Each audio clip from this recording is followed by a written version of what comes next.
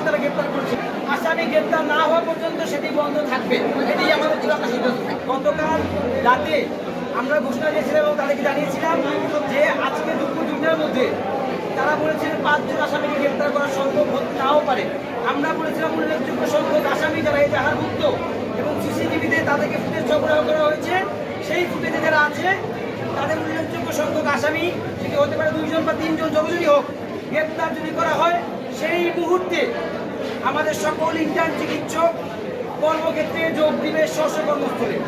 কিন্তু তারা সেটি করতে চূড়ান্তভাবে ব্যর্থ হয়েছেন। তারা রাস্তার থেকে 2 জনকে ধরে নিয়ে এসেছেন যাদের সিসি ক্যামেরায় তাদের কোনো অস্তিত্ব নেই, মামলার এজাহারে তাদের কোনো নাম নেই, তাদেরকে তারা এখানে নিয়ে এসেছেন। তারা বলছে তারা গ্রেপ্তার করছেন, কিন্তু কোনো আসামিকে গ্রেপ্তার করেননি। ইতিমধ্যেই একই সাথে আজকে আবারও আমাদের লেডিস হলের সামনে সেখানে বহিরাগতরা আমাদের মেয়েদেরকে সরাসরি হুমকি দিয়েছে যে আজকে তারা যাকে, যে মেয়ে হোক ছেলে হোক, যাকে যেখানে পাবে সেখানে তারা পাবে।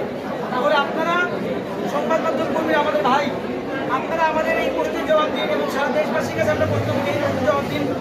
যদি বহিরাগত সন্ত্রাসীদেরকে যেই প্রশাসন লালন পালন করে, সেই প্রশাসনের আশ্বাসে কোনো দৃশ্যমান অগ্রগতি ছাড়া কিভাবে আমরা কর্মস্থলে যোগ দিতে পারি?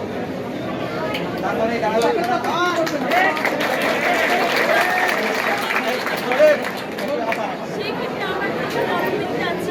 কারণ আমাদের ইন্টার্ন চিকিৎসা পরিষদ প্রথমে হামলাটা কিন্তু আমাদের মেয়ে কলিগের উপরে হয়েছে। যেহেতু আমাদের মেয়ে কলিগ, আমাদের বান্ধবী, আমাদের বোন, আমরা তাদের শাস্তি স্বরূপ বিচারের সাপেক্ষেই হচ্ছে আমরা সকলে কর্মবিদ থাকা সিদ্ধান্তে আছি এখনো। যেহেতু এখনো 5 জনের মধ্যে 2 জন কেন, একজনও এখন ধরা পড়েনি। তারা বলেছে তারা মামলা করেছে, কিন্তু সেই মামলার কোনো যথাযথ প্রমাণও আমাদের দেখানো হয়নি। সেই জন্য আমরা সকলে এই সিদ্ধান্ত মোতাবেক এখনো আছি যে আমরা এখনো কর্মবিরতিতে থাকবো যতক্ষণ না পর্যন্ত সন্ত্রাসীদের ধরা না পড়ে, বিশেষ কোনো শাস্তি না হয় এবং হত্যা চেষ্টা মামলা দায়ের করা না হয়। কারণ আজকেও আমাদের লেডিস হোস্টেলের সামনে, ইন্টার্ন হোস্টেলের সামনে এখনো 3 জন আজকে হুমকির সম্মুখীন হয়েছে যে তাদেরকে মেরে ফেলা হবে। দিনে দুপুরে সে হুমকি দেওয়া হয়েছে, রাত্রে অন্ধকারেও না।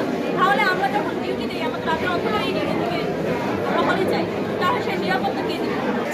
এই সিলেটবাসীর প্রতি এবং দেশবাসীর প্রতি আমাদের কমিটমেন্ট অক্ষুণ্ণ আছে। কাজে এই ইমার্জেন্সি 2টি জায়গা, সেখানে আমরা আমাদের কার্যক্রম অব্যাহত থাকবে। কিন্তু এইসব জায়গা, বাকি সব জায়গায় আমাদের সকল কার্যক্রম আমরা বন্ধ ঘোষণা করছি এবং আসামি গ্রেপ্তার না হওয়া পর্যন্ত সেটি বন্ধ থাকবে, এটি আমাদের চূড়ান্ত সিদ্ধান্ত। এবং একই সাথে আমাদের কলেজের সকল কার্যক্রম, আমাদের সকল শিক্ষার্থী সহ আমরা এটি ঘোষণা করছি, কলেজের সকল কার্যক্রম বন্ধ থাকবে।